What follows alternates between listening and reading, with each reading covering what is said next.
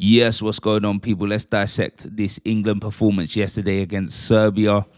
It was a shaky, not even shaky, it was just a dreadful performance in general, in my opinion. For the type of players, the quality of players that England have, and what the oppositions they were playing against, it was miles short. Like, it's not good enough. Yes, they got the win, they got the clean sheet, but it's not good enough. They need to improve because the expectancy going into this World Cup is Thomas Tuchel needs to deliver and bring that World Cup home. That's there's no other option. He has to bring the World Cup home. Anyways, they ran out 2-0 victory. Is victory? They ran out victorious in a 2-0 victory. I think that makes sense. But anyways, you get the gist.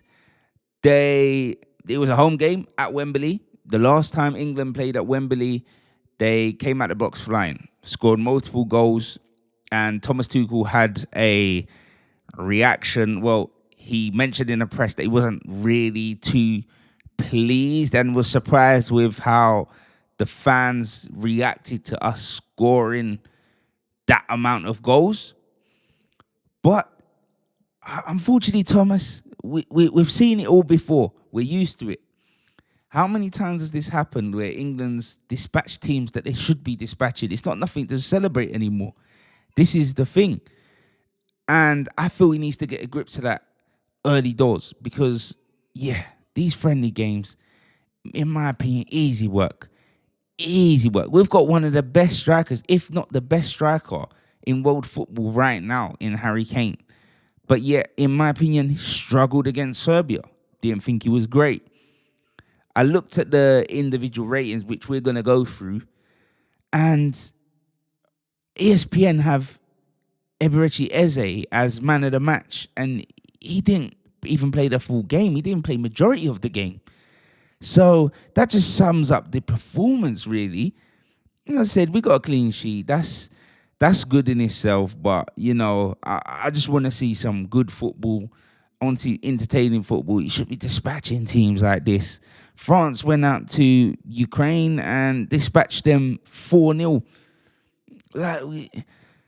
It's just a common theme with other countries. I'm seeing England, it's just a struggle, and I don't understand. I know there's an issue with fitting players into positions, but yeah, it's just not. It's not it for me. And I'm not liking the way Thomas Tuchel was coming out, putting it on players. It's just, Bellingham's not just going to walk into this squad, he's battling with Morgan Rogers. Brother, relax. This is Judy Bellingham. Listen, everyone says he's overrated. Okay, cool. You might think he's overrated, but he performs. He delivers. Who remembers the bicy that he done in the last minute for England? He delivers. He delivered in the Euros. He delivers for Madrid. There's no way that I'm playing Morgan Rogers. Great player, but there's no way I'm playing him over Jude Bellingham, in my opinion. If Jude Bellingham's fully fit, he's playing. Regardless, I don't care how many minutes he's getting, Jude is playing. And to be honest, he came on and the game changed yesterday. He came on, game change. Was progressive, running past players, forward passes. Yeah, it was just brilliant. But let's dive into the individual ratings that's been given here. Right, let's have a look. Right, so this is ESPN, yeah. So they got Jordan Pickford at a 7. He didn't have much to do. It was a quiet night.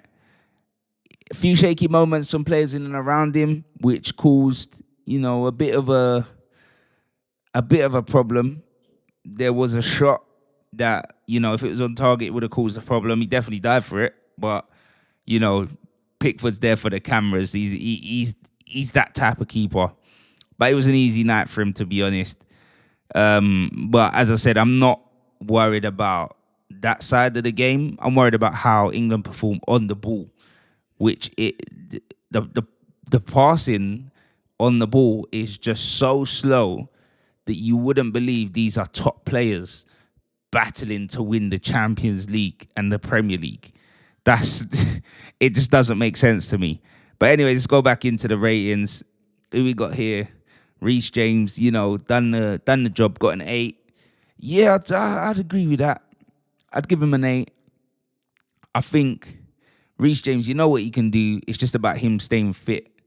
So yeah, 8's fair. John Stones, 7. Another player, you know what he can do, but I just need to build consistency, and it's not even through performances. It's just stay fit, man. Like, what is going on? What's going on outside of football? What's going on at the club? Why do these same players keep getting injured? But it's nice to see Stonesy back. He's a player that England definitely need for the World Cup if he stays fit. That's the key. We got Ezri Konsa here. Yeah, he does his job. He made a great tackle for an error in the second half yesterday, which that would have caused a bit of problems if he didn't get there. So yeah, fair play to him. Done all right. Nico Riley. Right. I thought personally he had a good debut. I liked him. He really brought his City style. I really liked how progressive he was. He was forward thinking, and he looked like he'd been there before. So yeah, that's impressive. But I feel like that's just the Man City way of things, and how Pep instills that in players to be brave, to be progressive, to be moving forward. So yeah, it's impressive. It's impressive. He's definitely one to watch, and he's put his name in the mix, especially with Tuchel, because we know Thomas Tuchel's already said, listen, he selects on minutes and performances. So he's put that Nico Riley's put himself in the hat. Fair play to him. Fair play. But me personally, I still don't think there's a better player in that position than Miles Lewis Skelly, even though he's not a natural left back. There isn't one better than him. He's not an actual fullback. He's not a defender. He's a midfielder, but he's the man. He's the talk of the town. So, yeah, who's next? Right, we've got Elliot Anderson. He's an 8. Right, there's it's a confusing one because, yeah, all right. I do think Declan Rice's best position is an 8. We might as well talk about Declan Rice. Declan Rice got a 7 here as well. I do think Declan Rice's best position is an 8, right?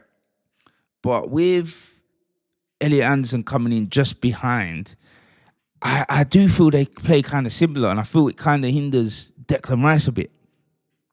And I'll tell you why. Because if you watch, there was a moment in the game in the first half where Elliot Anderson flew out of the blocks to go make a tackle on a player that was around Declan's area. And Declan was going as well. And I feel they're two very similar players in the way they defend, which I don't know whether that sort of cuts out Declan's game a bit. He didn't need to do it anyways because Declan was there. He wasn't getting past Declan. But I don't know. He made a good performance, but his name's being raised a lot, Elliot Anderson, and it's still early doors. I know he went from Newcastle, had a great season at Nottingham Forest, which got him in the mix, rightly so. But it's early doors, man. Like they're talking about him like he's Makalele or something. Like, let's just relax. Like, he's not solidified that position yet. We need to see something, because I remember they were talking about Adam Wharton. Yeah, he's the man for that position. Look at him now. He's barely getting a look in. He'll be lucky to be in the squad. Who else we got here? So we spoke about Deck. Got a 7. Yeah, weren't too bad. Deliveries were decent. Yeah, as I said, I feel his game just gets... half of his game, his defensive side of the game, is getting taken away by Elliot Anderson doing some of it. But I think he will shine against the better teams, which will separate him from an Anderson, because I don't think Anderson has that power through him like Declan does. So, yeah, he won't be able to do it against the better teams personally, but that's where I think Declan will shine. Who's next? Bookman, Starboy, Saka. Yeah, you know what? Always decent. You know, when he cuts on that left, it's entertaining. I thought he took his goal well. He got an 8. I thought he took his goal well. I thought he was good. He was good. Yeah, I'll put him down as tidy. He was tidy out there. He done his job. He done what he needed to do. And yeah, the technique for the goal was different class. He made it look easy, exactly what it says there. But that finish from Saka was far from easy. Fair play to him. We got Morgan Rogers, yeah? Morgan Rogers got a 6. Yeah, thought he was... I didn't think it was one of his better games. But I feel like the gaffer's potentially putting pressure on him by saying, listen, he's my man for the moment and Jude needs to come back into it. It's not necessary. This is where I feel that Tuchel needs to get out of club football and understand this is international football. Certain players know. I feel like Morgan Rogers knows. Like, he knows he's good. He knows he's there. But come on, man, that's Jude. He's at Madrid doing it at Madrid. He starts at Madrid. When Madrid are looking for a goal, Jude's there. That's the difference. That is the difference. And that's a midfielder, by the way. But I thought he was shaky. Some of his touches were a bit off from what I saw. So, yeah, a 6 is about right. Rashford, personally, I would have given him a 6. Yeah, other than a nutmeg that he done, that it actually says there, I didn't think, personally, that he done anything useful, anything good. I thought, yeah, he's direct, but I thought the tempo got to him, personally. I thought maybe the Liga, the tempo isn't as high, but he was off of it. He was taking little pot shots that weren't even challenging the keeper. He made wrong decisions. In the first half, he cut inside so many times and it was the wrong decision. And he ended up not getting a shot off and then passing it square. And the play just fizzled out. Yeah, I'm not really liking that. I think he should have linked up more down the left-hand side with the fullback, who made great overlapping runs. His shots, not great. But you know, I do like him at Barca this season, but he needs to be performing better against a Serbian side there. And we got Harry Kane, yeah? Harry Kane was a 7. I mean, for England, when Harry Kane doesn't score, he generally doesn't play well. Because, yeah, he did try dropping deep and playing that quarterback role of spraying the balls. But it never looks like it works or it's comfortable when he plays for England, spraying all the balls out here and there. So yeah, a 7's about right for me. I don't think he did anything amazing, to be honest. Most of the stuff he's talking about here is his defensive work, and that's not what you want from your number 9 and your top goal scorer. So, especially when they're struggling to score in that game. Substitutions. Who we got here? Eze. As I said, they got Eze down as man of the match here. They give him a 9. He was good when he came on. I'm pretty sure he hit the bar as well, actually. He hit the bar, scored, looked lively, but he got very good assistance around him. Same, moving on to Foden. Foden got an 8. Yeah, it's about right. Progressive passing. Breaking lines, yeah, good. Was very good. Down the middle, central. That's the thing. Foden should be playing central. He has to be in the team, in my opinion. He should be playing central, but it's difficult to put him there because you can't play a Jude Bellingham out wide, whereas you can play a Foden out wide, but he's just not as effective. But I feel like he has to be in the team. And the fact that Tuchel's come out and said you can't play all these players in the same team, yeah. I mean, this is international football. It's your job to try and make it work. I know that the golden generation, they slapped Paul Scholes on the left.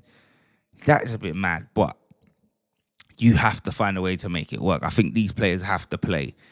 And as I said, he done well down the middle today, or yesterday. Jude Bellingham, what we got here? They give him a 6, yeah. A 6, that's harsh.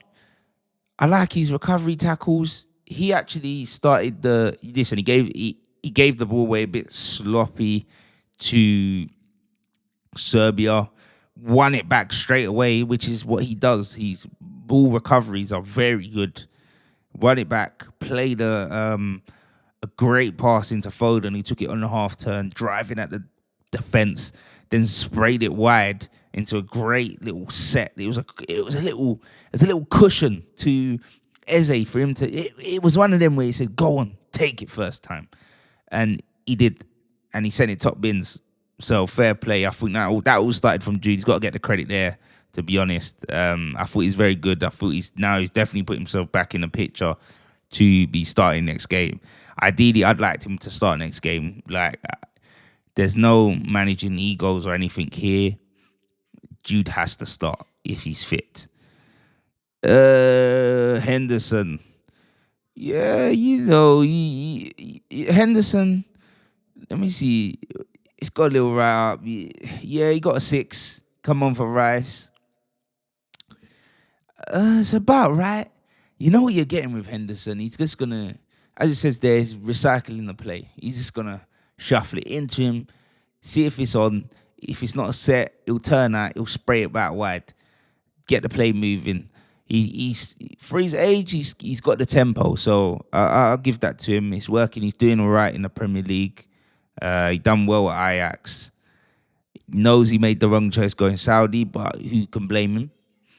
And I don't know. It'll be taking him to the World Cup will be a big decision because there's a lot of players battling for competition in that midfield. So yeah, it's a tough one.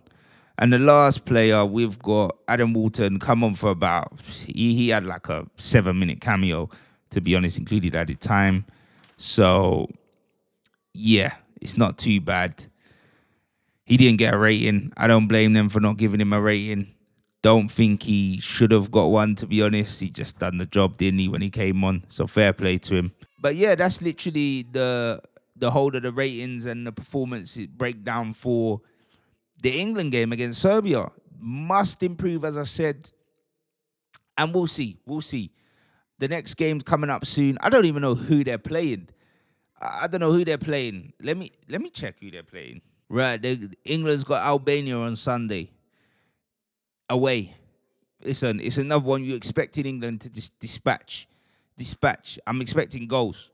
It was a lackluster performance at home at Wembley. Now I'm expecting you to go away and do the business. Get the game done early. Play some football. It's a bit of confidence. Move the ball. Tempo. And we'll see what happens. But it's England. Is anyone ever surprised if it ends in a draw? As long as they don't get defeated, that seems to be all they care about at the minute. So I wouldn't be surprised if it's a draw. But anyways, guys, that's my piece on England against Serbia. Let me know your thoughts in the comment section. Drop a like on the video. Listen, as I always say, it's community love. Jump in, subscribe to the channel. And yep, I'll see you on the next one.